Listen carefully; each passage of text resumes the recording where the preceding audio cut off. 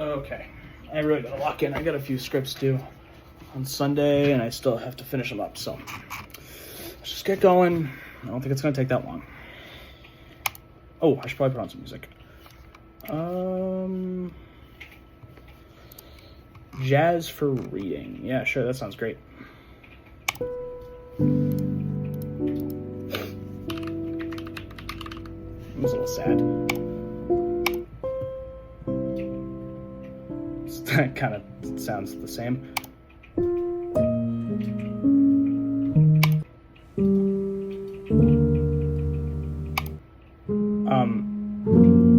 Oh, that was literally the same thing. No, is it? Are they just all gonna? Okay, what the? Spotify is the #1 music app on the App Store. It has over 100 million songs, 6 million podcasts, and 675 million users. It's also failing. But how? It doesn't make any sense. That's so many people. That's so much music. How could it possibly be a failing business? The answer lies in the fact that as a business, they're not really doing anything. Think about it. If your favorite artists weren't on Spotify, would you have it? Probably not. We don't use Spotify because it's unique. We use it because it's convenient. And the same is true for artists. At face value, it seems like kind of a terrible deal. Here at Spotify, we really value lifting artists up. And we've seen in the past few months through your TikToks and your shows that you've really started to grow a name for yourself. We're gonna cut you a deal. How about you release your music through Spotify and we'll take 30% of the money? Why would anyone want to do that? The answer, again, is because it's convenient. Spotify started all the way back in 2006 and received over $70 million in funding from venture capital in only 3 years. But even then, it was pretty rough if you didn't pay a pretty penny for music. Streaming was limited to only 10 hours a month and 5 plays per individual song. The reason? Because it just really doesn't make that much money. Even with ads, a stream is only 0.7 cents. To make things worse or better, depending on what side of the deal you're on, 70% of that revenue has to go directly back to the artist that made the song. After all, that's the only reason those people are using Spotify to stream anything in the first place. That means for 2 or 3 minutes of you using Spotify's servers to listen to music, they get 0.2 cents. That's a terrible ratio and one Spotify has never really figured out. In fact, Spotify's operated at a loss since its inception and relies on investor money to even stay alive. To make things even worse, artists still demand a higher cut, and they always have. The most popular artist on Spotify is Taylor Swift, who raked in over 26 billion streams in 2024. How much money did that make her? $130 million. Obviously, that is life-changing money for most people, and I'm not gonna sit here and say that it isn't.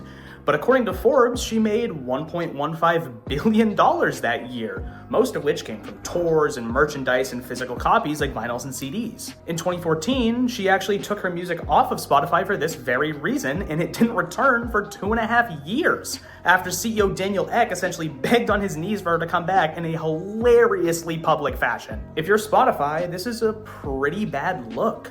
It comes off as a huge spit in the face to huge artists that think they're on top of the world, making barely enough money from Spotify to pay their team. And for small artists, they don't even make enough money to get a team. Artists are mad because they don't make enough money, but Spotify's mad because neither do they. Between increasing the price of subscriptions, allowing artists to pay for exposure, and lowering royalties, Spotify was trying all sorts of objectively harmful business practices in an effort to get themselves out of the red. But nothing was working because the artists were making more money off of streams than they were. And they were jealous. The year is 2024. And some tech bro with a great graphics card and a fork of a GitHub repository just made a website that makes music all on its own.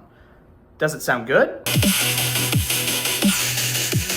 No. But it's free and it sounds professional, which makes sense because it's essentially regurgitated professional music. What did you just say? It's essentially regurgitated music? No. Before that, it's free and it's free?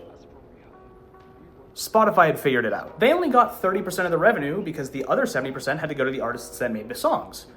But what if they were also the artists that made the songs. This is something they've actually tried before. In fact, an investigation in 2022 revealed that Spotify was paying multiple professional artists a flat rate to make music for playlists on the homepage so that they could swim in the streaming money while pretending that they had more artists on their platform than they actually did. But as I said before, Spotify doesn't have the money to dish out on Taylor Swift, much less multiple ghostwriters pretending to be 500 different artists. So when they discovered that they could make the same kind of music, the same generic filler music for free that nobody really likes but people will put on because it's good enough, they got dollar signs in their eyes. If you go on the Spotify homepage today and look at their curated playlists for a variety of moods or holidays or settings, you'll see that many of the songs are by artists who have extremely low amounts of monthly listeners, whose covers are AI generated, whose songs and album titles have no sense of personality at all.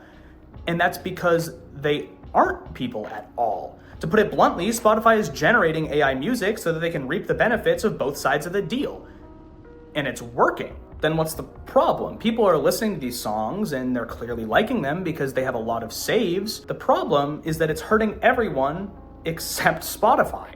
Imagine you hire someone as a commission to make you a painting for your house. And what they hand you back is something that's very clearly just generated by ChatGPT. You would feel robbed. You could have done that yourself. How is music any different? Why am I paying $11.99 to listen to something I could make myself in 30 seconds for free? More importantly though, how are artists supposed to make money off of streams if all the streams are going to Spotify? The curated playlist on Spotify used to help smaller artists grow. In fact, I've actually discovered quite a few artists I really like through the Spotify recommendations and the curated playlists. But now that's getting exponentially harder to do for both listeners and musicians because Spotify is hoarding all the premium real estate for themselves. Not to mention, their use of this real estate is essentially musical vomit.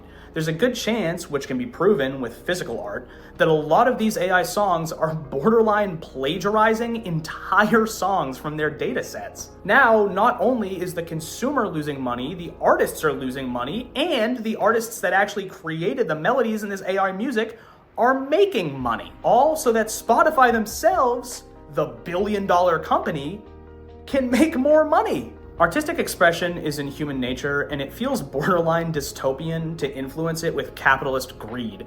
I'm honestly kind of scared for the future of Spotify for this exact reason. With no large company behind them like Apple has with Apple Music, Spotify is essentially leeching off of its consumers to stay afloat, which negatively hurts the music industry as a whole and sends ripple effects far past their silly little app. And with the use of AI, they can do this with almost no investment risk, no employees, no time waste, and no heart. No art. Thanks for watching.